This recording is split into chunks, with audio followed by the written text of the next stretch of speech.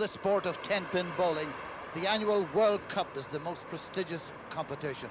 Jimmy McGee here and Paul McGee at the Dundonald Ice Bowl, Belfast, Northern Ireland. 71 countries sent entries. Now we're down to the final 4, both men and women.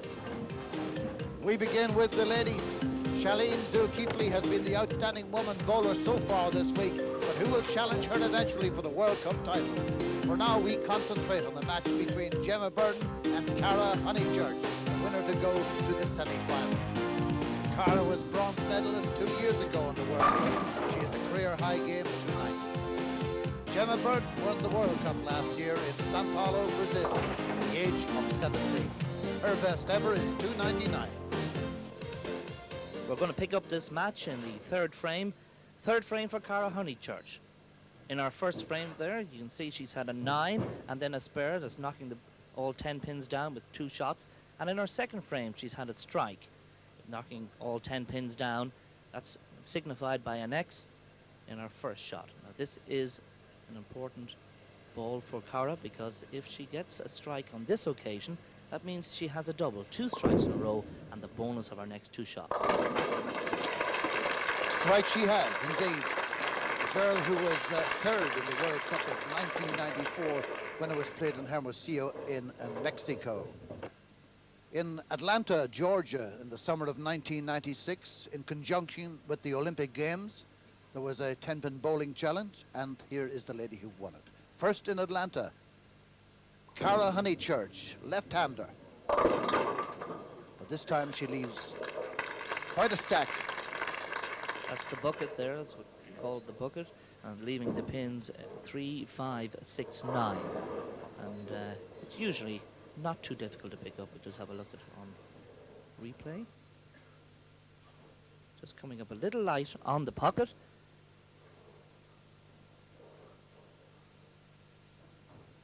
So this is Cara to try and pick up that spare. At this level of the game, it poses, or shouldn't pose any problems. It doesn't, and she's happy with that. The reason she's smiling there is she was a little worried as the ball went down the lane, because she was slightly off our line. As you can see there, Gemma, in our first frame, started with a strike, all 10 pins down, signified by an X. And then in our second frame, she had a 6 and 3, so she fell behind Cara on the second frame. The thing is not to leave what's called an open frame. That was an open frame. Either a strike or a spare is the requirement at this level of the game, if you expect that. She didn't seem happy with that as it left her, and it came in what's called the Brooklyn side. For her, it should come in between the head pin and the one on its right, but in that case, it went in on the other side.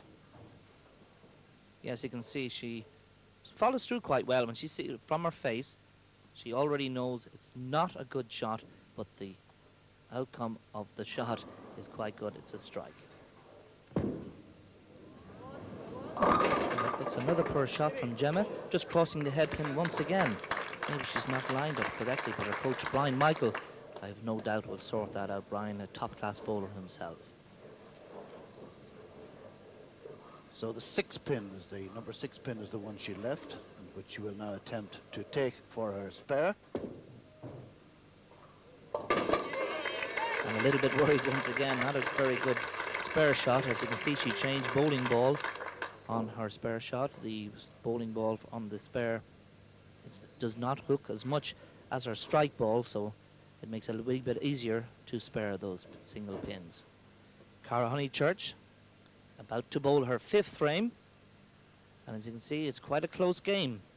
But if Cara gets a strike here, or 8 or 9, she'll have a healthy lead. Left-hander and bowling very well. Lovely follow through and a strike for the 24-year-old Australian from Melbourne. Puts her 18 pins ahead. Playing very well. She's had a very good week. She qualified in 3rd place over those 48 games during the week. As you can see, Cara's quite pleased with that shot. Just kicking out the 6 and the 10 pin there. And now maybe she could double up that. She's already had a double in our 2nd and 3rd frames, so she can increase her lead here with another strike. The maximum score a player can get in a game of 10-pin bowling is 300. So anything in the high 200s is very good, and her career high is 290.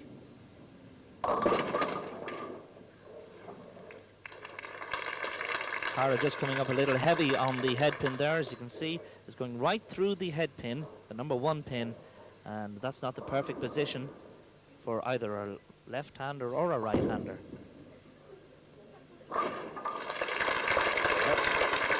She's bowling so well, she's leaving no in for an opponent at all. So after 6 frames for Cara, she has not had one open frame, which means either having a strike or a spare in all her frames.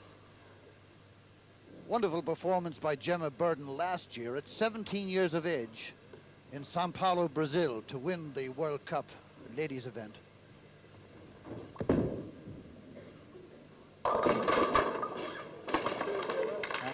Gemma disappointed there, but it looked quite a good shot. It just came onto that head pin again, so she may have to adjust once more. And Brian Michael, her coach, will be having another word with her. Let's have a look at it.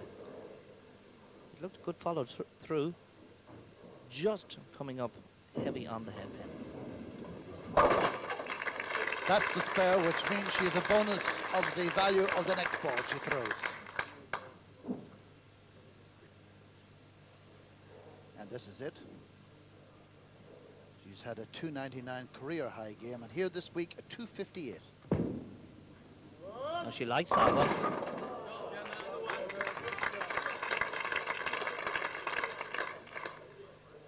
She certainly moved a wee bit there because she went a little bit wider on the lane. It's difficult in this pressure atmosphere to do these changes so quickly. She definitely thought that was going to be a strike. And just leaving the single pin, the 4 pin. That's converted as well for Gemma Burton.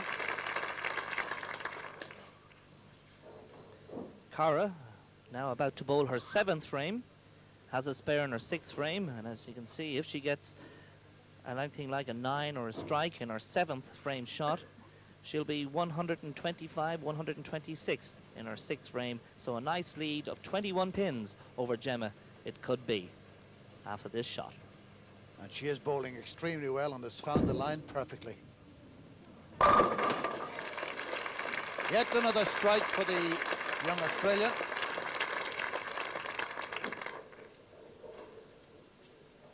Cara stays down on the shot, even though she's having a little bit of trouble with her right knee, wear and tear through the week.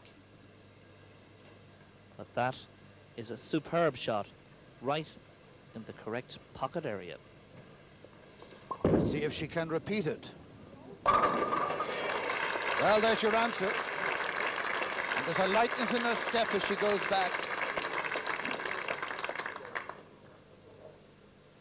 Yes, Cara there having a strike in the 7th and a strike in the 8th. She's now moved approximately 30 pins ahead of Gemma, so a lot of pressure now on Gemma in her 8th frame. She really needs a strike for this frame.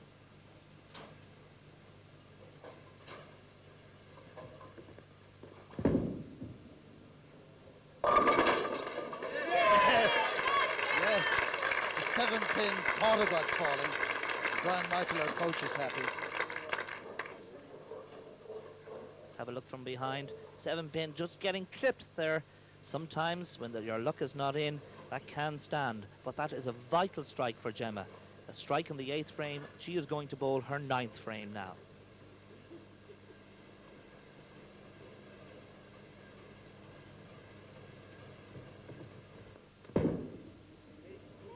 That's it. She couldn't ask for better than that. The results have been very good, her last 2 throws. Gemma has responded well there with a strike in the 8th frame and the 9th frame, but putting a little bit of pressure on Cara now. She cannot afford to make any mistakes in her 9th frame, but if she does get a strike, she has moved a lot closer to a win in this match. Well, she's got a beautiful line. She's got a tremendous degree of confidence. Jim Sultana, her boyfriend and coach there in the Australian top, is delighted. And Cara has bowled quite superbly on that left-hand line here in the Dundonald Ice Bowl. Cara about to bowl her 10th frame, a most important frame. She could lock out Gemma here, and of course if she gets the strike, she does get 2 extra shots.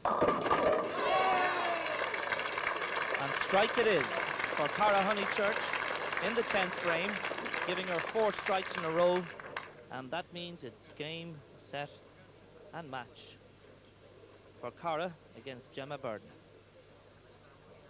So now it's all about a score for her. She bowled 246 during the week. She had some good scores. She had a 245. So she's on a very good score again here in this one. It's beautiful, and she's still got another shot to go. So there's a possible 246 here for Cara Honeychurch. Great consistency all week, qualifying after all those games, 48 games, and then the bowl for position in 3rd place. And this will put her through to meet a former World Cup winner, Martina Beckel from Germany. She closes it out with a magnificent strike and a score of 2-4-6. Last year's winner is out. For the Australian left-hander, a step nearer her goal of winning the World Cup. 9 strikes in all, finished with 6 of them, 246.